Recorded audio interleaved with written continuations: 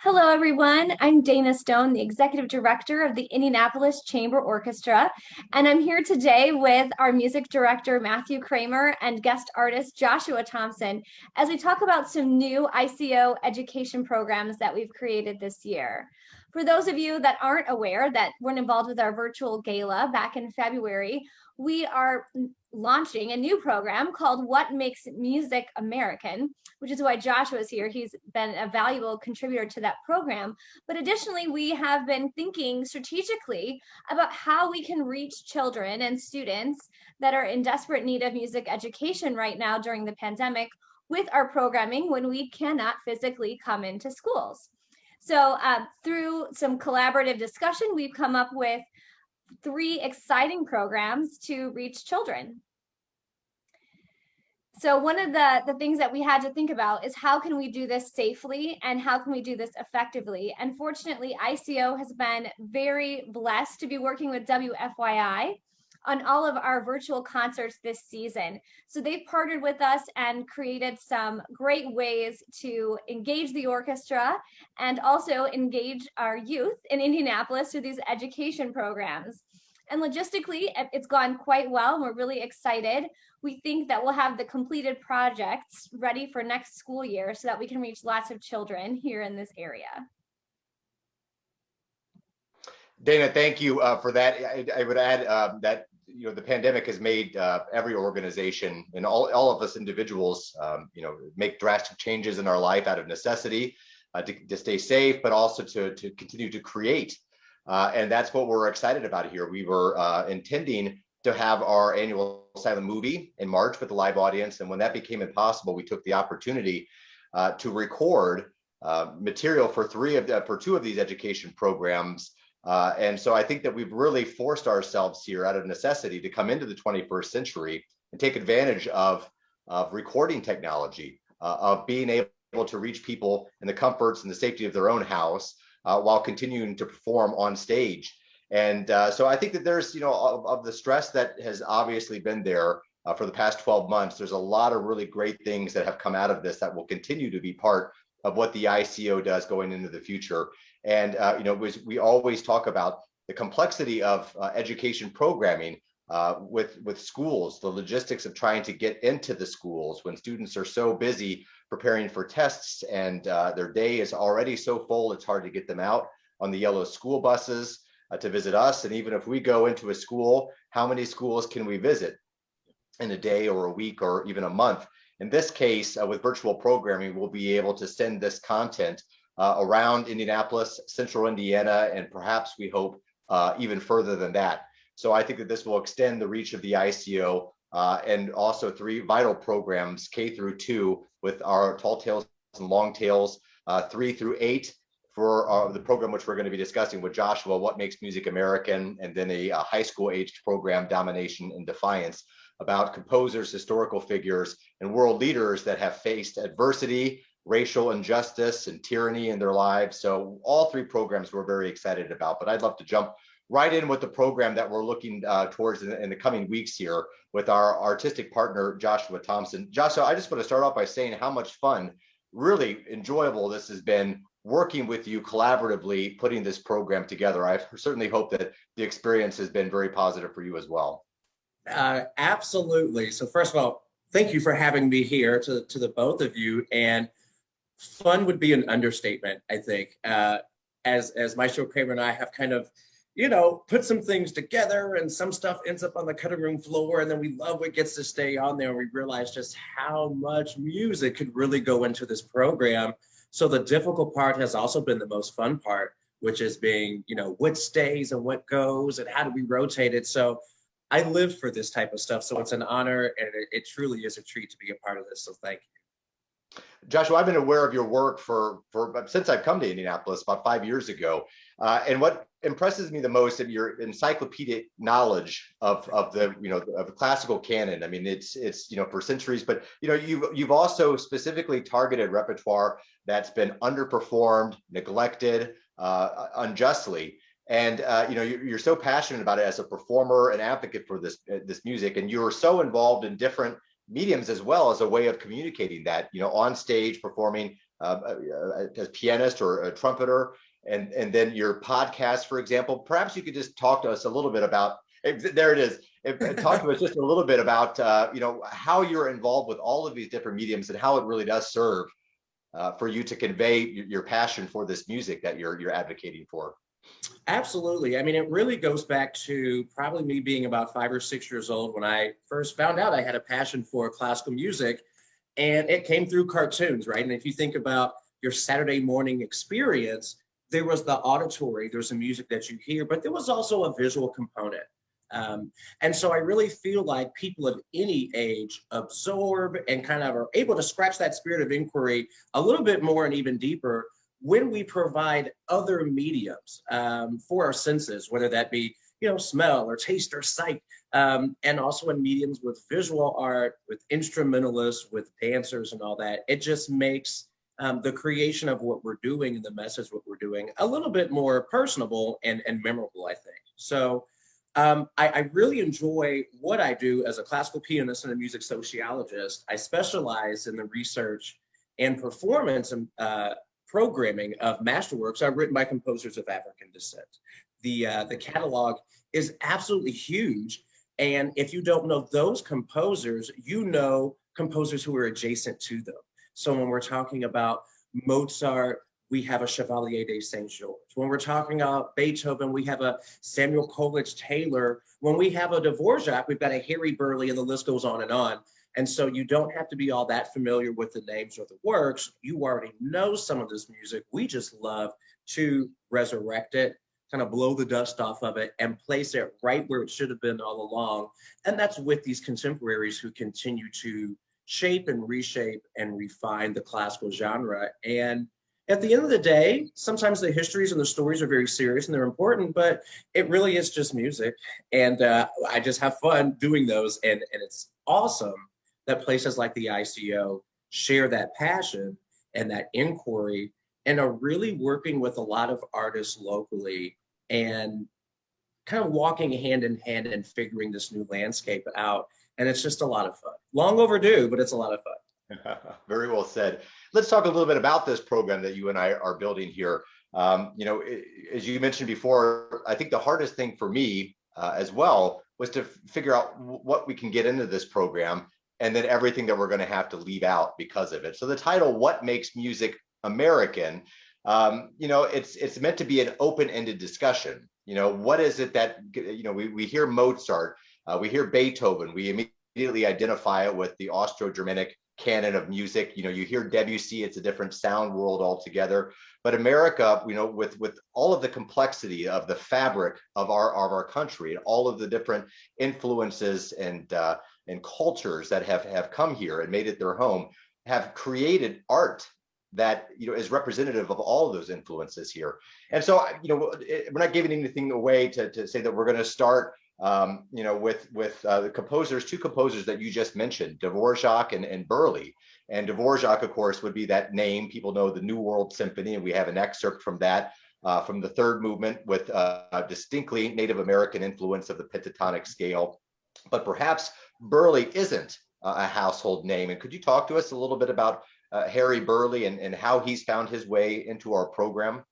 Absolutely. So Burleigh, being a contemporary of Dvorak, and honestly, Dvorak was wildly intrigued by Burleigh's prowess as he's more known for his choral works and worked a whole lot with very prestigious, institutions in New York City and around the United States when he was writing, which is, think about the Reconstruction era, right? So if we're going from 1840s-ish to about 18, not too far after the Civil War.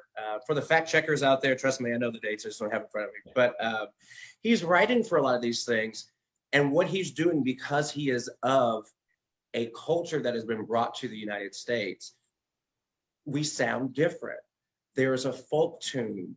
There are spirituals, there are field songs, there is choral works. They're all wrapped up into one that makes this one small tiny unit of what we consider this new burgeoning Black culture in the United States. And Dvorak really tapped into that because very much like certain parts in the New World Symphony, we're getting not quite tone poems, but things that really help shape this musical landscape and also really help give kind of the sights and the sounds to the Deep South, and from the places where these new peoples have been brought and located, albeit against their will, still creating a new culture that we continue to hear echoes of, and even modern music through the 20th and 21st century. So wildly prolific in the choral works, and he just does such amazing works with a lot of things. I play his From the Southland. It's his only solo piano work, and it's just absolutely beautiful. It's not overly complicated because it's not supposed to be. It's just very pastoral, spirituals in the classical tradition. So what Burleigh was doing is exactly what Dvorak encouraged other American composers to do, and what Dvorak was doing in his own country, which was mining Bohemian Czech folk music and incorporated into classical structures. You know, there were very fine American composers in the mid 1800s, late 1800s. The problem was they all sounded European. You know, Chadwick and McDowell, great composers, but you know, their music was not distinctly American. And Burleigh, his influence on Dvorak shows him this rich tapestry in this country of all of this beautiful folk music and music that was, you know, really created on the soil here. And then, you know, you mentioned Through Mountain Pines, and we're going to play a brief arrangement of that, 4 strings, before we turn the program over to you. And you've got a terrific piece here I'd like for you to talk about, and that collaborative element as well, which we're very excited about. So really excited to, I'm born and raised here in Indianapolis, and I've always wanted to be a professional, you know, classical player my whole life. And I went to several chamber orchestra concerts as a kid. And you always have that, well, maybe one day, hopefully if I'm good enough, I'll get to perform and work with them. And we're here. So I'm really excited to do this with you all. It really is very much a dream come true. One of the pieces that I absolutely love is one of my favorite composers, William Grant Still.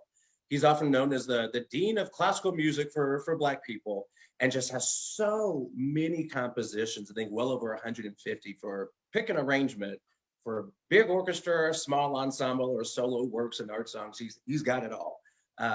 We're going to be doing his second movement from his Africa suite, which is called Land of Romance.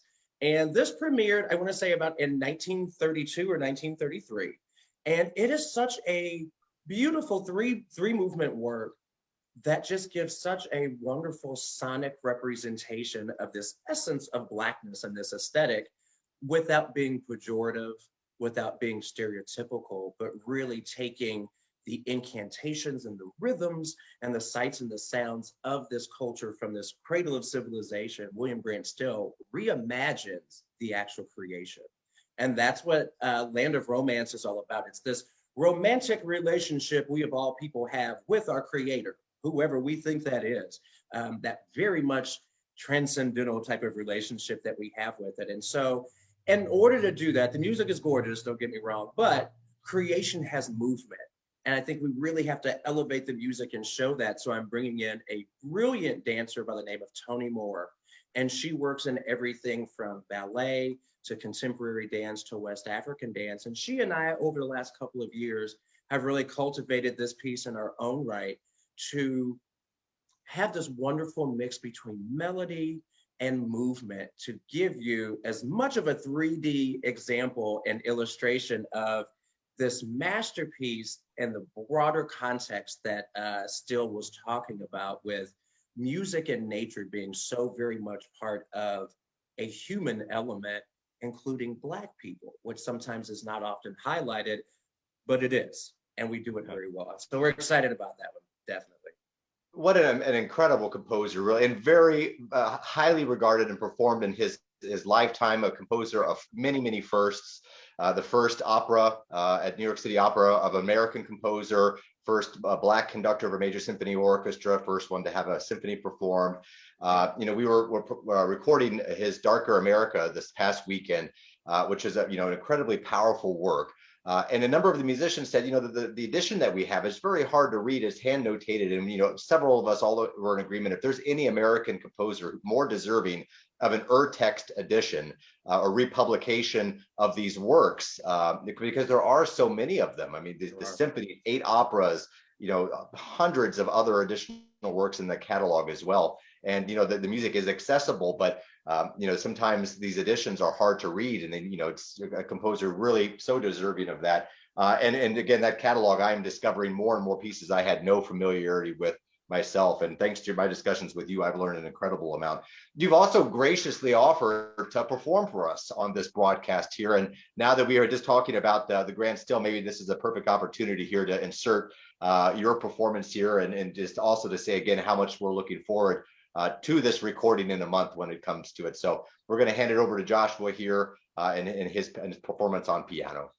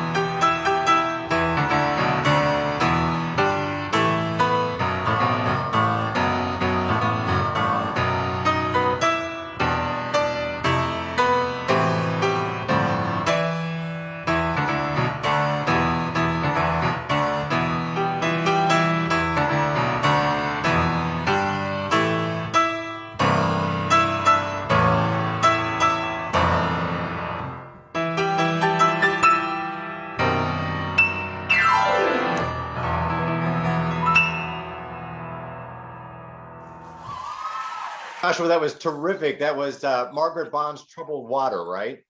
Correct. It's one of my favorites. That's my, if I got to give folks the razzle dazzle, that's the one I pull out in a performance because obviously it's just brilliant. It is so much fun. It's jazz, it's blues, it's spiritual, it's hymns, it's classical tradition just mashed up, and it's just such a fun, entertaining piece. Right? I love it. Home run, absolutely. Thank you. And then in this program, just jumping ahead, we Copeland Variations on a Shaker Melody, Battle Hymn of the Republic, an incredible piece by Duke Ellington, which it might be the most exciting component of the program for me personally, because we know Duke Ellington as a towering figure in American jazz music, but he wrote incredible works for orchestra, for large ensemble, ballet as well. And then The River is a suite of music that for a ballet that he composed, and we've got an excerpt to share with that. I mean, the symphonic Duke Ellington. I mean, it doesn't get any better than that, honestly. It absolutely does, and I have been in love with that whole set since I was about 14 or 15 years old when I first heard it. I was like, who is that and what is it? And I would love for it to be programmed more often, so I'm glad that it is. And, if we stop and think about, we try to put so many barriers between classical and other genres where composition is composition. And if you're going to compose for a big band, you're doing the same thing for an orchestra, right? And Ellington seamlessly did that. And so this is a wonderful way, instead of seeing them as separate, I love seeing the cultural and the musical through line between the genres as it progresses over the centuries. And he was brilliant about it. And I love how you all have chosen to really elevate his works in that sense, because it makes him so much more of a broader and I think compelling composer, at least for me anyway, right? More orchestras I find are taking up these works too. They require very big forces, of course, but so does a Mahler symphony. Harlem, Black, Brown, and Beige, Three Black Kings. There's just there are several of these works that are just, again, if anybody's not familiar with them, you can find them on YouTube, and it's obviously Duke Ellington. You could hear that jazz influence, but of a symphonic nature. Just remarkable. We're not leaving out, of course, the American Songbook, Cole Porter, Indiana's Own. We've got a fabulous artist that you've introduced us to, Kimberly Kinney, who's just, I've heard her sing online. Just wait till we get her on stage and people get to hear, her voice. Just something incredible altogether. She's absolutely stunning. She is, whether we know it or not, we're going to be hearing the name Kimberly Kinney as an opera diva before we know it, because she's already got the star power. She loves the American Songbook. I think she loves to sing in general. But whether you're talking about gospel or hip hop and R&B or pop or arias, man, she does it all, and she does it all so well. So I had to absolutely say, hey, I'm fine, but y'all need to grab her, because she's easy to work with. She's fun. And I'm really looking forward to hearing and seeing her segment too, because she's going to knock it out of the park. She just will.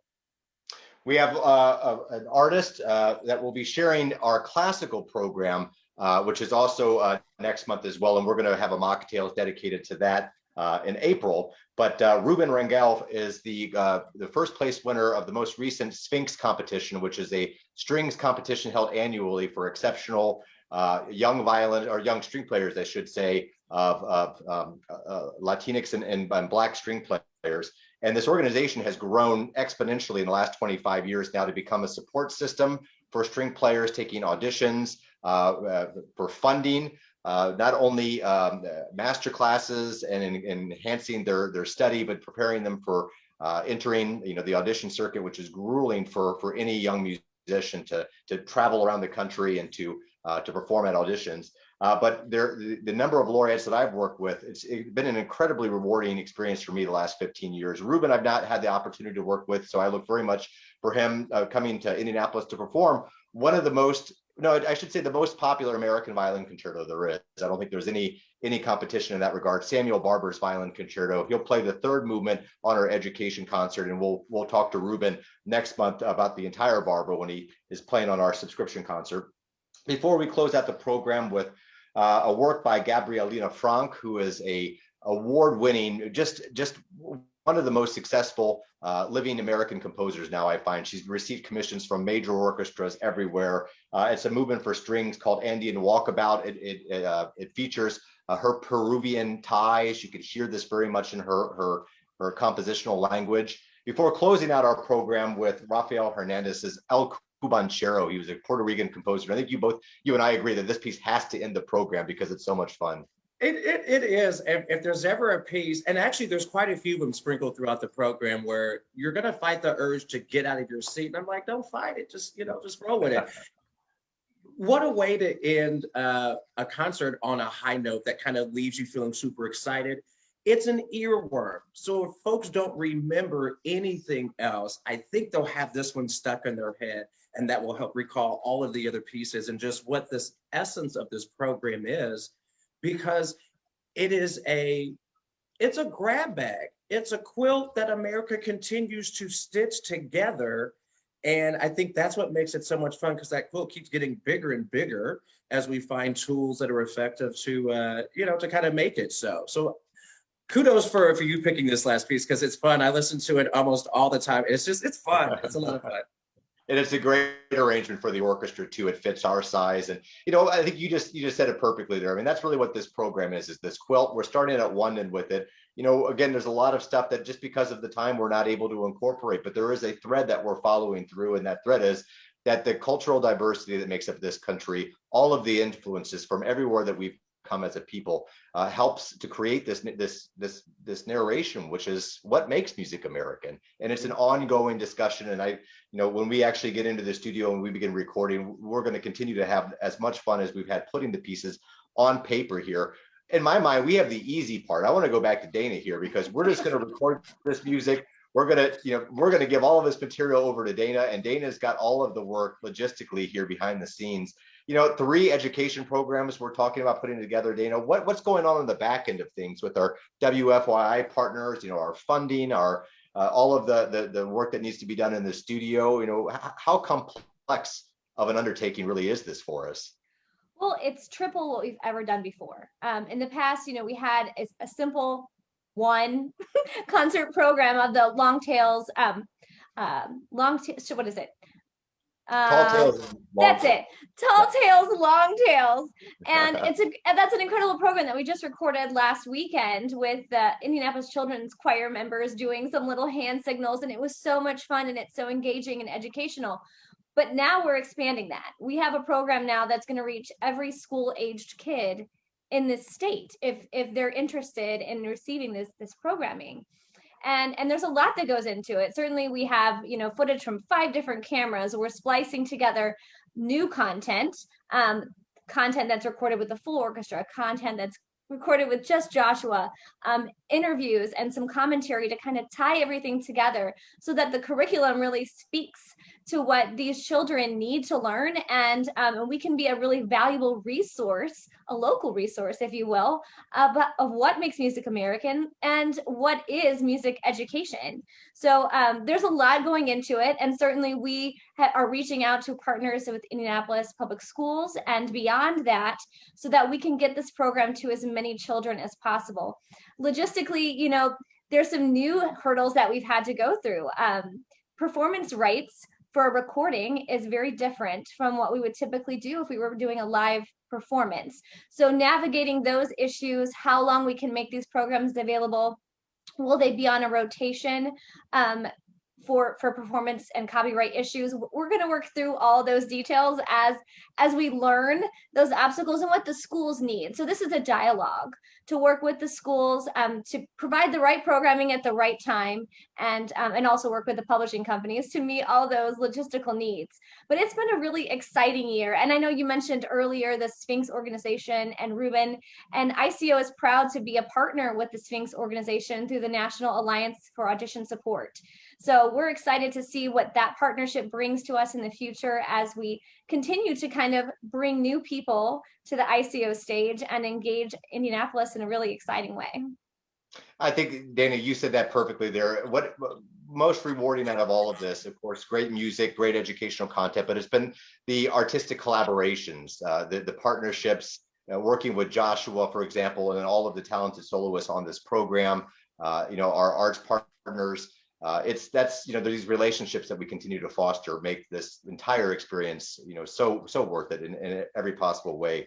So I'll go ahead and sign us out for now, because it's been an incredible discussion, as it always is with you, Joshua and Dana.